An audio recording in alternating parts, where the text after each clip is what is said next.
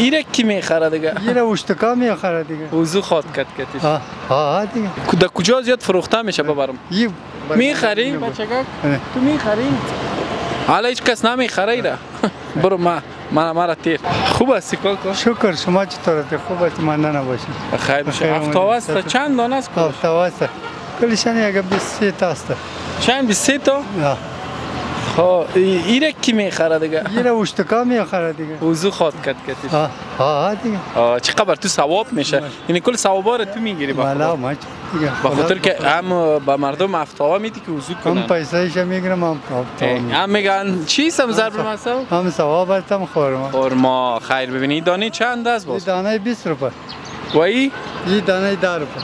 10 روپیه 20 روپیه. 20 روپیه. خب در یک روز باز چند میکنی؟ در یک روز اینال تبالی ما 5 دانه فروختم دیگه معلوم نیست که 5 تا 5 دانه 50 روپیه. باز مشکل فامیلی تان حل میشه؟ نه دیگه کجا حل میشه؟ دیال میشه. چند نفر هستین؟ 6 نفر. 6 نفر. 6 نفر. یک بچه من پل در خانه افتیده. پل بیخی مرمی خورده لندگارا جنگ کرده مرمی خورده پل در خانه افتیده دیگه. والا خانه کرایه است. 4,500 کرایه سر این نق میشه ما تنها این میره باید. این خود تنها کرایه خانه تان نمیکشه. چی میخورین دمی چند روز؟ چی کنیم دیگه هر کسی مهربان شد در خدا مهربان شد. یه پروخته شد غریبی شد یا دوست با کسی کمک کنم. روز بسیار زیاد رارم شاید بگم. دیگه اینال از وزیرآباد چرقلای وزیرآباد آمدیم تا اینجا سرا دیگه. چند تا فروختی؟ دیگه 5 تا. 5 تا؟ 5 تا چند پیدایش است 5 روپیه 25 روپیه. تبالی 25 روپیه کات. 25 روپیه. شما چرت دارین که میشه نمیشه. والا خدا کتی ما کمکی نباشه دیگه ما به رقم میتونیم. اینی چند تا از گفتی کل از این؟ یعنی ما چون دیگه حساب نکردیم خیلی نالی دیگه یک دو تازه فروخته شد 2 تا مازی 2 4 6 8 10 12 یگان 15 دانه شاید باشه. خب برو سبزایش یا یعنی شیرچایش؟ سبزایش یا شیرچایش یکش انتخاب کن. سبزایش یا شیرچایش؟ خب ما شیرچایش انتخاب میکنیم. چرا؟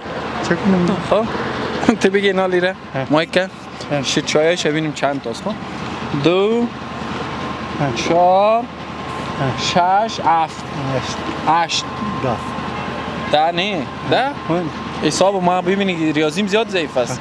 نه واسه که ضعیف باشه دیگه ما باید بیخی دیگه ما فرستنی هستم باید بریم دیگه 4 3 است 6 8 نه 10 واقعا 10 تا خود گفتی 10 تا بوده. خالی را بگی ما یک ذره چشمم پیش دادم.